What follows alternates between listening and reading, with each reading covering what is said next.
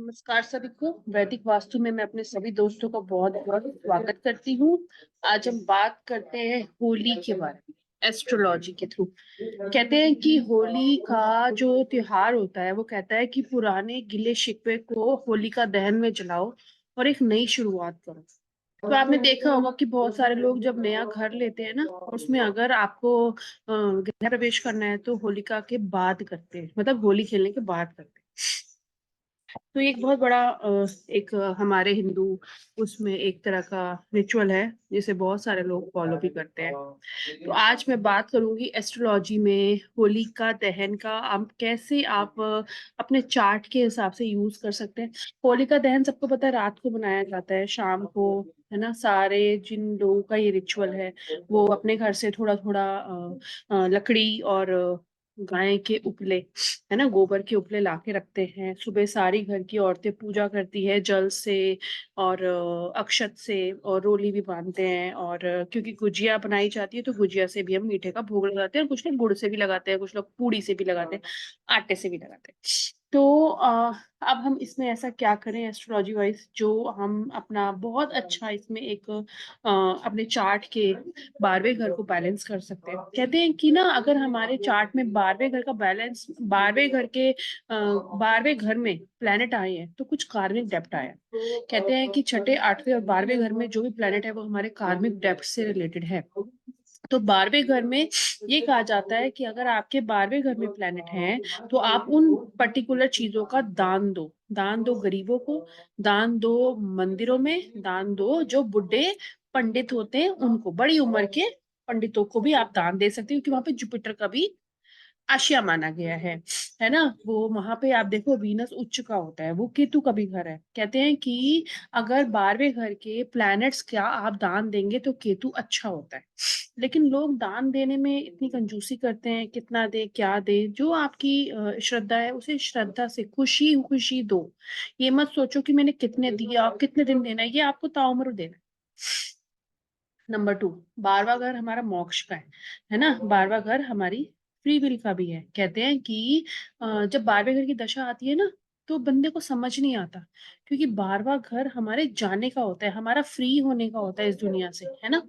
और कहते हैं कि 12वें घर में अगर दशा आ रही है तो आप सब कुछ भगवान पे छोड़ दो, क्योंकि वो जुपिटर का भी, मैंने बताया, वहां पे असर है। तो अगर 12वें घर की दशा आ रही है तो आप अगर मंदिरों में जाके दर्शन करेंगे, बड़े मंदिर में, नामी मंदिरों में, तो आपको अच्छा फील होगा, है ना।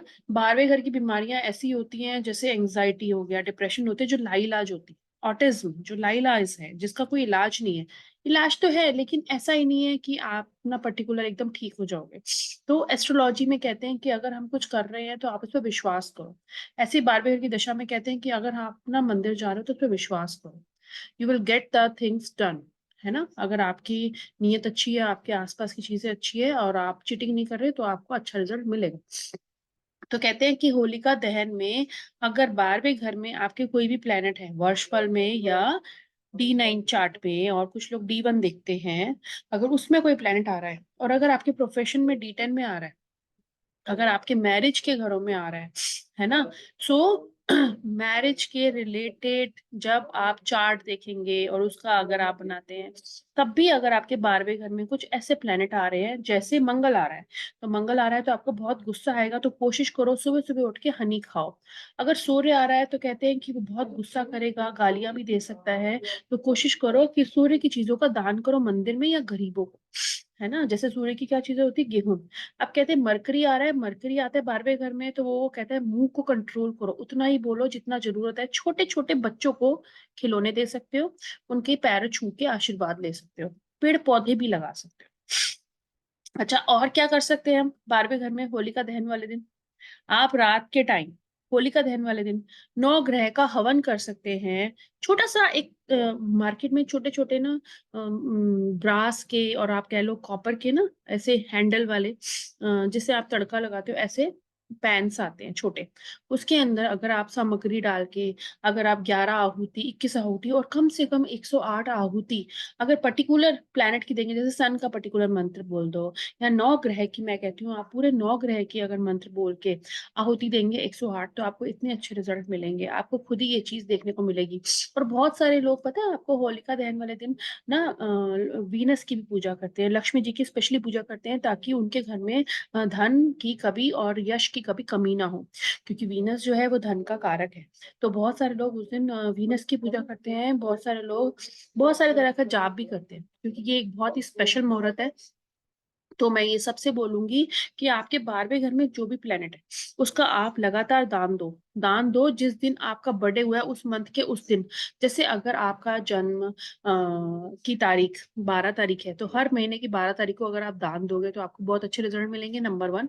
नंबर 2, जैसे उस पर्टिकुलर प्लैनेट की आहुति देंगे 108 बार। जिस दिन मुहूर्त है होलिका दहन का, उस टाइम अपने घर में छोटा-सा हवन करके 108 आहुति देंगे उस पर्टिकुलर चीज़ की।